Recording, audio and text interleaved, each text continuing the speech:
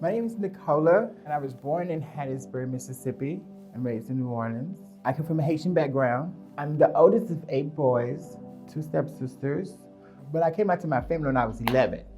At that time, where I'm from, a lot of the transgenders came out at an early age, and family members back in the South, they pretty much embrace their children when they come out as trans. They're not shunned, they're not beaten, or they're more welcome. So coming out was kind of comfortable for me.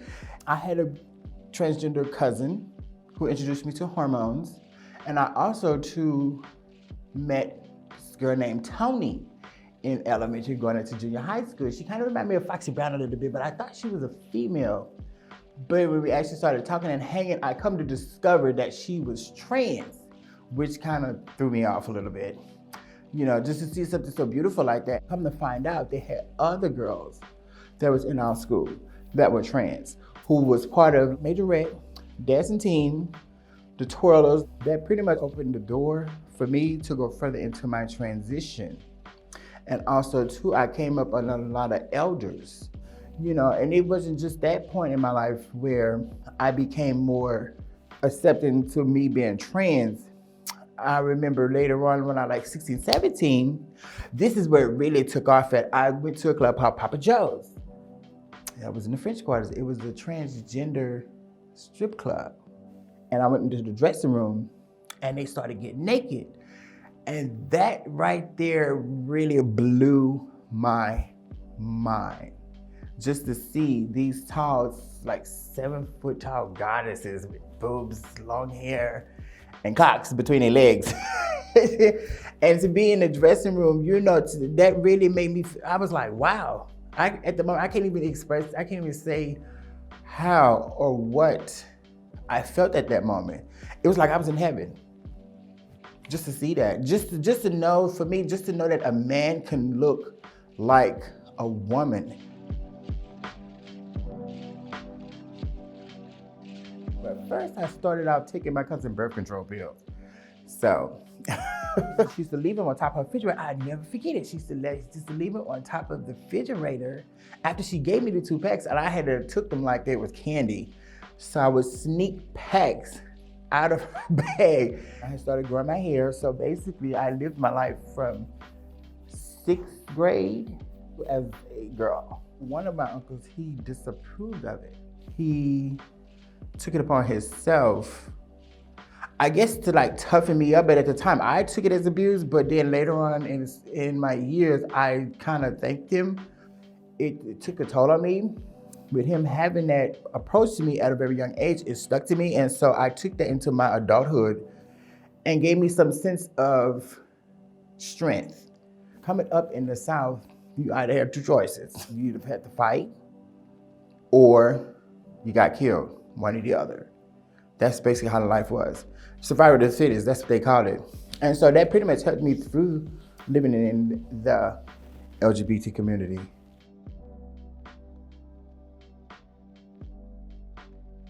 Selling drugs was a part of the masculine side of my family. I jumped off the porch selling drugs when I was like 15. I was in transition at that time. I was running for one of my cousins, making some drops off to him, and he would pay me like $200 just to go drop off a package to some white people in the French Quarters.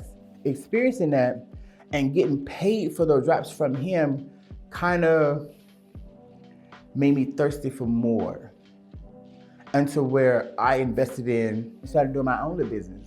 I was more attracted to the money and the thrill of it, because it was like having money to go to the store to buy what it is that you wanted, you know, without question, without struggle. You know, to me, that was like the life for me, but which it did kind of boost me up a little bit and boost my confidence in the community, because I was known for the product that I carried. I must say, I was very successful with it until a couple years ago. I was set up and busted. And so after that, they were trying to offer me 12 years, first offense. I made a promise to myself that if I was to ever get out of that situation, that I was going to move to California. After I got out of jail, I left. And so that's why I went to LA. And after LA, San Francisco. I went down to have did an appointment. The lady name was Miss Vanessa. So she was like, oh yes, we have a spot where to put you up in detox. Do you mind going into detox?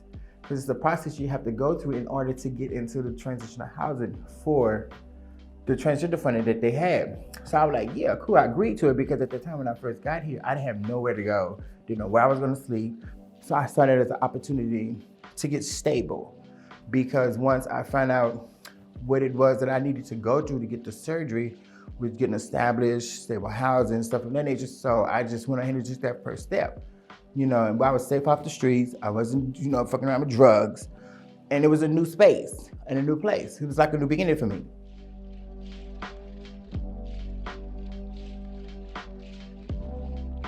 I experienced some difficulties because the fact that I was Black and trans. I've never experienced in my life racism, even though that it existed. We know it existed. I never experienced it until I came here. And it showed me a whole nother world on how they view Black people, not just Black people, trans people, and where you had to be in order to get the surgeries, which to me, I felt was bullshit. I'm not gonna lie, I felt it was bullshit, because if you have these opportunities out here for people like me to better themselves, to live a healthier, happy life, then why is it being limited to where you live?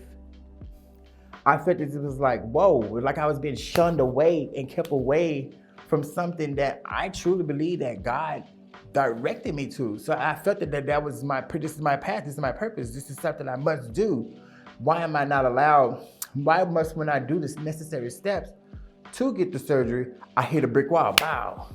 So therefore, I kind of like went through that process of all the negativity that came with it and the projection, this and that and the third. At one point, I did thought I was unworthy of the surgery because of what I went through. I just like shut it down for a period and pull myself back. And meeting certain people and other girls who I see have their surgeries, who are successful, beautiful, Black, intelligent. We all had similar experiences, but a different pathway that I can sit there and take after, get advice from whenever I need it. To where now I can approach it when I go for my surgery. I'm in a better headspace. I don't have to deal with all the riffraff and the bullshit. I know what to expect.